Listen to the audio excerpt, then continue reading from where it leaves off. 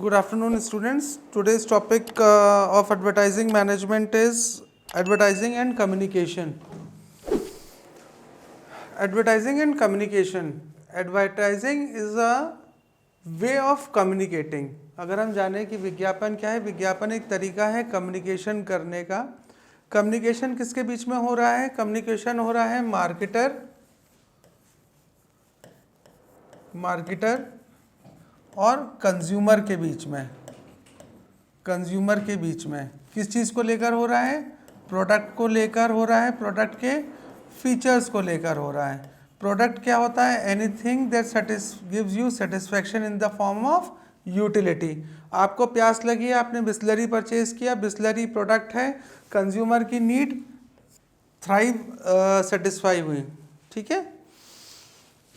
तो communication word कहाँ से आया? लैटिन वर्ड है कम्युनिस. कम्युनिस का मतलब होता है इन कॉमन. वही हम एडवर्टाइजिंग में कर रहे हैं. एडवर्टीजमेंट पर्टिकुलर एक पर्सन के लिए एडवर्टीजमेंट नहीं बनता, एडवर्टीजमेंट पूरे ग्रुप के लिए, सेगमेंट के लिए एडवर्टीजमेंट बनता है. तो एडवर्टीजमेंट कॉमन है. कॉमन का मतलब है कि पेप्सी का जो ऐड मैंने देखा वही पेप्सी का ऐड आपने टीवी पे देखा, वही थर्ड पर्सन ने, वही हज़ारों पर्सन ने, वही लाखों पर्सन ने देखा. अब हम एडवर्टाइजिंग कम्युनिकेशन के कुछ एक पॉइंट्स और फीचर्स देख रहे हैं. Communication is unavoidable.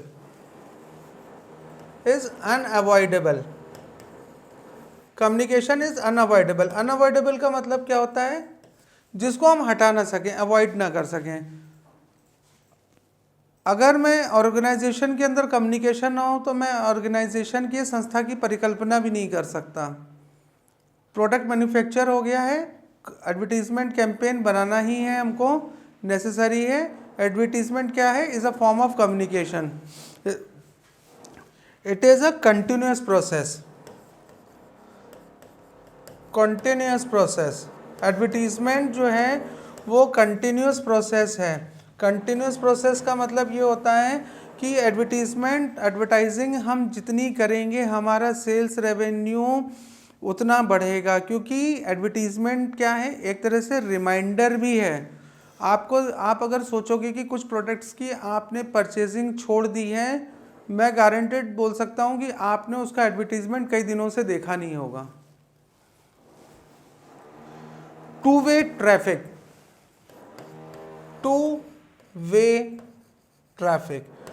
ट्रैफिक का क्या मतलब है? एक सेंडर होता है, एक रिसीवर होता है, एक मार्केटर है और एक कंज्यूमर है. The role of perception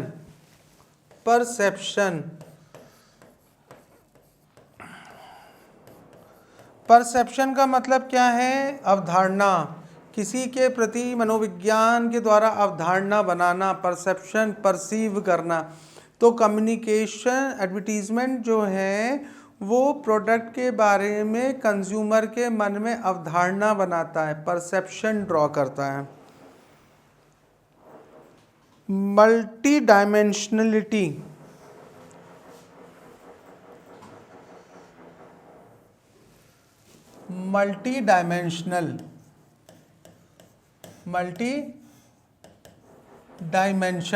dimension का मतलब है बहुतायत रूप से बहुउपयोगी है.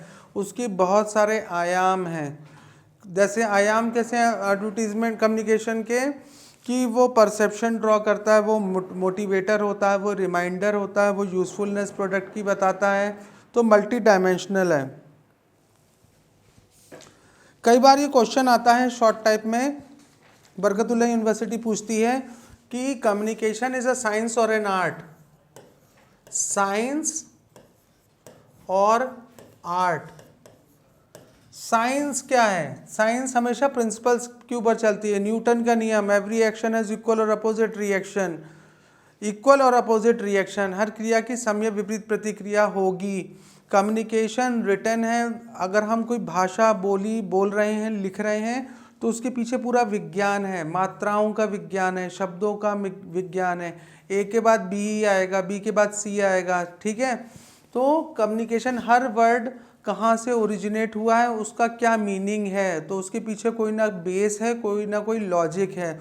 तो लैंग्वेज साइंस भी है और आर्ट भी है।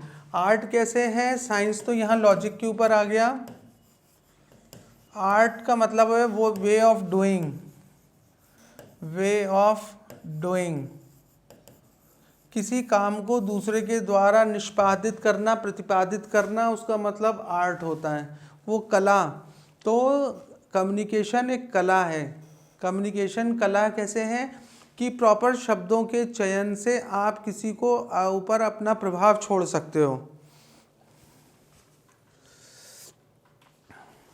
फिर कम्युनिकेशन कितने तरह का होता है, कम्युनिकेशन होता है verbal, non verbal, formal, informal, interpersonal, intrapersonal.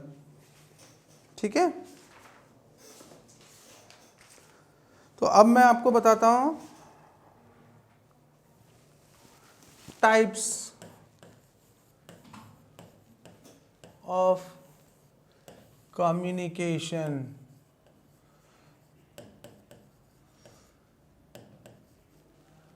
Formal, informal, written या verbal, non verbal, non verbal, single, dual, interpersonal,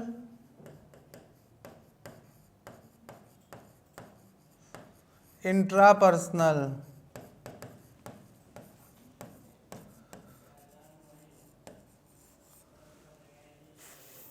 formal communication, formal communication student क्या होता है, हम अपने बड़ों से जो कम्युनिकेशन करते हैं, संप्रेषण का संचार करते हैं, कम्युनिकेशन करते हैं, तो वो फॉर्मल वे में होता है।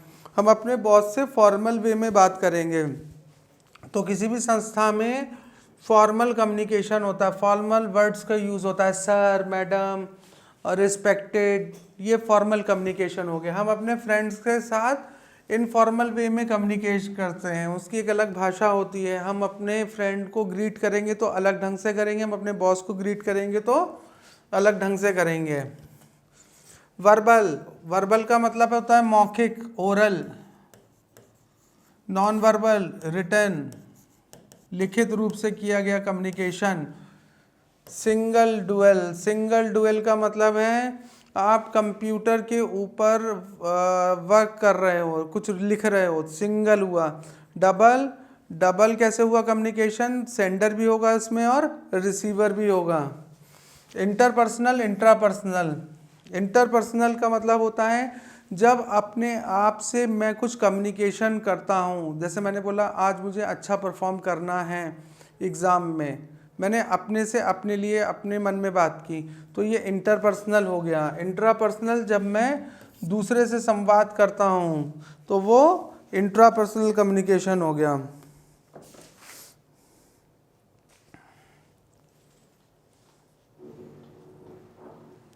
अब किसी भी ऑर्गेनाइजेशन में या एडवर्टीजमेंट इम्पोर्टेंट, कम्युनिकेशन इम्पोर्टेंट क्यों होता है? सबसे पहली बात आता है smooth and unrestricted running, smooth running.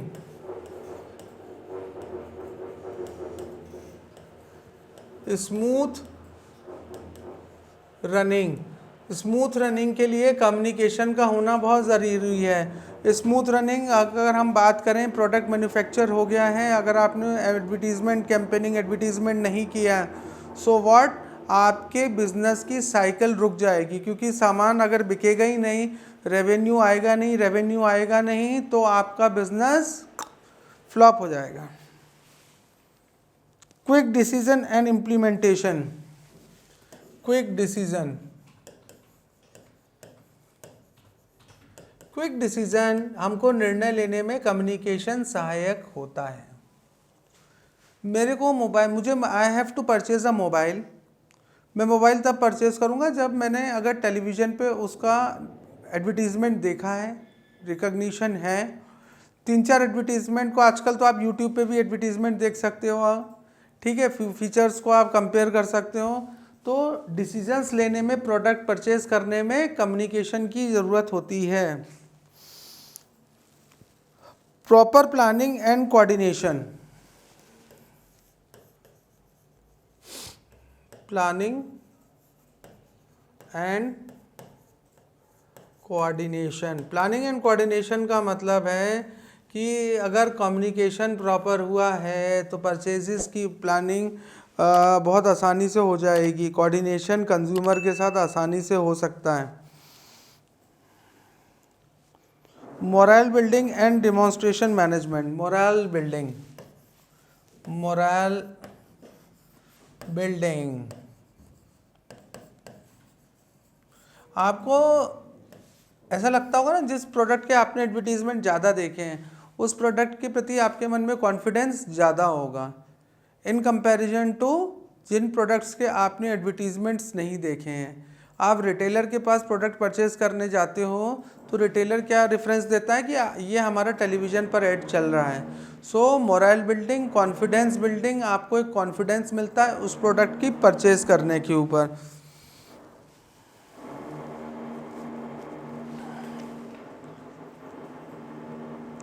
अब advertising and communication is a type of the persuade and encourages people। Advertisement क्या करता है? परसुएड करता है,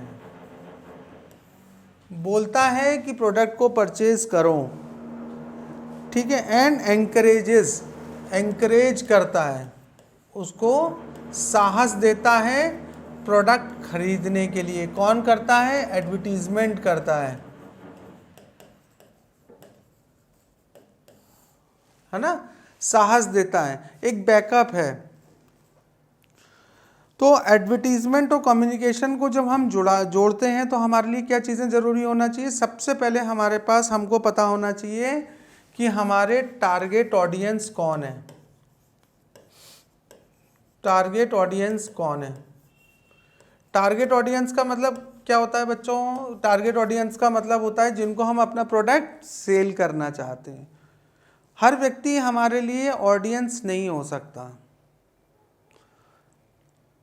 एग्जाम्पल आईपीएल का लेता हूं मैं। आईपीएल के जो स्लॉट्स हैं उन स्लॉट्स को तभी बेचा जाएगा जबकि हमें उन एडवर्टीजमेंट को लिया जाएगा।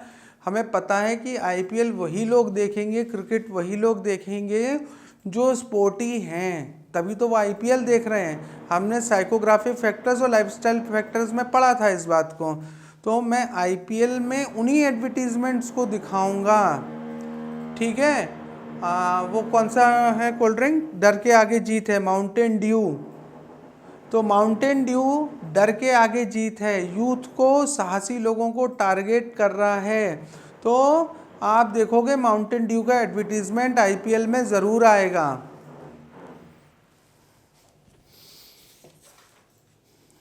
ऑडियंस, ऑडियंस के बाद आता है message development. Message development, message development का मतलब होता है, जैसे मैंने बोला डर के आगे जीत है, पेप्सी का यही है राइट चॉइस बेबी। ऐसे ही मैसेज क्या देना चाहते हो आप? Emirates fly better with us. तो मैसेज का डेवलपमेंट ज़रूरी होता है जब हमको ऑडियंस पता चल जाएंगे, जब हमको पता चलेगा कि हमारे ऑडियंसेस कौन हैं, कौन किस प्रोग्राम को देखने वाली जनता, प्रोग्राम का मटेरियल क्या है, तो उसको कौन से ऑडियंस टारगेट करेंगे, तो उस हिसाब से मैं मैसेज को डेवलप करूँगा। Advertisement, public relation and selling. Advertisement,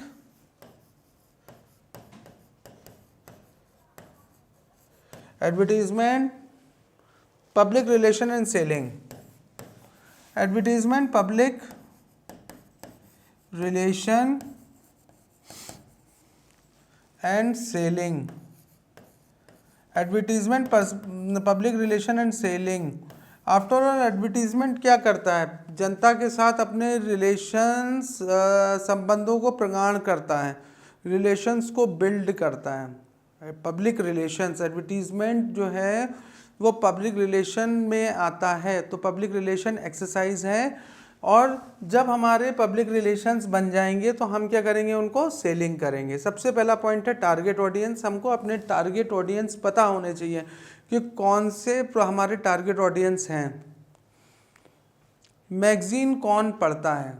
India today की अगर हम बात करें, इंडिया टुडे अगर आप बात करो तो अबाउट 30 ईयर्स टू 50 ईयर्स के बीच में लोग जो हैं वो इंडिया टुडे मैगजीन को पढ़ते हैं ज़्यादातर, ठीक है। तो बिजनेस मैगजीन नहीं है, करंट अफेयर्स की मैगजीन है, फोर्टनाइटली आती है आफ्टर एवरी 15 डेज। तो मैं अपने एडवर्टीजमेंट यहाँ पर दूंगा। मैसेज डेवलपमेंट, मैसेज का डेवलपमेंट तभी करूँगा कि जब मेरे टारगेट ऑडियंस तैयार होंगे। एक पब्लिक रिलेशनशिप बनेगी एडवर्टीजमेंट से और हमारी सेलिंग होगी। कस्टमर सर्विस, कस्टमर सर्विस अगर हम बात करें, कस्टमर सर्विस एडवर्टीजमेंट क्या कर रहा है? एडवर्टीजमेंट कस्टमर सर्विस ही तो कर रहा है, ग्राहक सेवा की तो कर रहा है। कैसे कर रहा है? वो प्रोडक्ट की यूजफुलनेस, उसके यूजेस, उसको अंदर कॉन्फिडेंस, अपनी क्वालिटी, प्रोडक्ट किस चीज़ के बारे में बताता है जब तक यूज़ नहीं करता।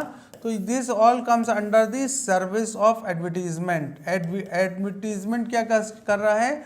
कस्टमर की सर्विस कर रहा है।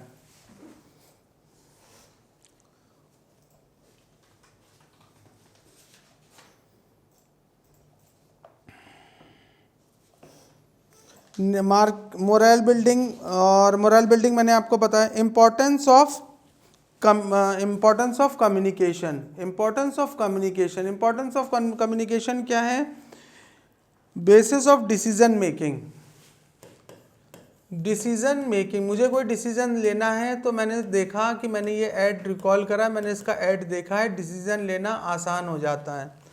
सेकंड पॉइंट आता है आपका effective operation, effective operation. Advertisement के द्वारा ऑपरेशन प्रोडक्ट का आसान हो जाता है, उसका मूवमेंट आसान हो जाता है। ये जैसे कई एड्स बताते हैं कि अवेलेबल इन आवर आउटलेट्स, ठीक है। एम्प्लॉय मोटिवेशन, मोटिवेशन हमारे अंदर कब आता है? हम जब देखते हैं, मैं मान लो किसी प्रोडक्ट की सेलिंग करता हूँ, मैं सेल्स में हूँ, अगर उसका एडवर्टीजमेंट कंपनी प्रॉपरली कर रही है तो मेरे अंदर एक मोटिवेशन होता है कि मैं प्रोडक्ट को आसानी से बेच पाऊँगा। Job satisfaction, satisfaction, advertisement communication जो है वो आपको सेटिस्फैक्शन देता है कि मैंने ये परचेज प्रोडक्ट को करा, इसका एडवर्टीजमेंट देख के सेटिस्फैक्शन होता है। अदर क्या होता है? मैंने आपको कल भी बोला था, सेगमेंटेशन, सबसे इंपॉर्टेंट पार्ट है segmentation, targeting and positioning. STP concept बेटा ये बहुत पूछा जाता है, ये आप लोग अच्छे से पढ़ भी लें किताबों से भी। एसटीपी कॉन्सेप्ट पर ही मार्केटिंग आधारित होती है। तो सेगमेंटेशन, हर प्रोडक्ट हर सेगमेंट में नहीं बिक सकता। मर्सिडीज नॉर्मल व्यक्ति परचेज नहीं कर सकता, आईफोन नॉर्मल व्यक्ति परचेज नहीं कर सकता, उसका एक पर्टिकुलर सेगमेंट है। लग्जरी आइटम्स का नाम लिया है मैंने आपके सामने। तो सेगमेंटेशन पता होना बहुत ज़रूरी होता है। जब हमको सेगमेंटेशन पता होता है तभी हम उसको एडवर्टीजमेंट के द्वारा कम्युनिकेट करके और टारगेट और प्रोडक्ट की पोजीशनिंग कर पाते हैं। So student, this was the topic for today. आज का हमारा टॉपिक कंप्लीट होता है advertisement and advertising and communication. Sum up करते हुए मैं लास्ट में बोलना चाहूँगा, एडवर्टीजमेंट क्या है? सिर्फ एक कम्युनिकेशन, एक तरीका है जिस तरीके से मार्केटर अपने बिजनेस प्लान को, ऑब्जेक्टिव को, प्रोडक्ट, गुड्स और सर्विसेज को कंज्यूमर के सामने बेचता है। Thank you for continuing with me. Have a nice day.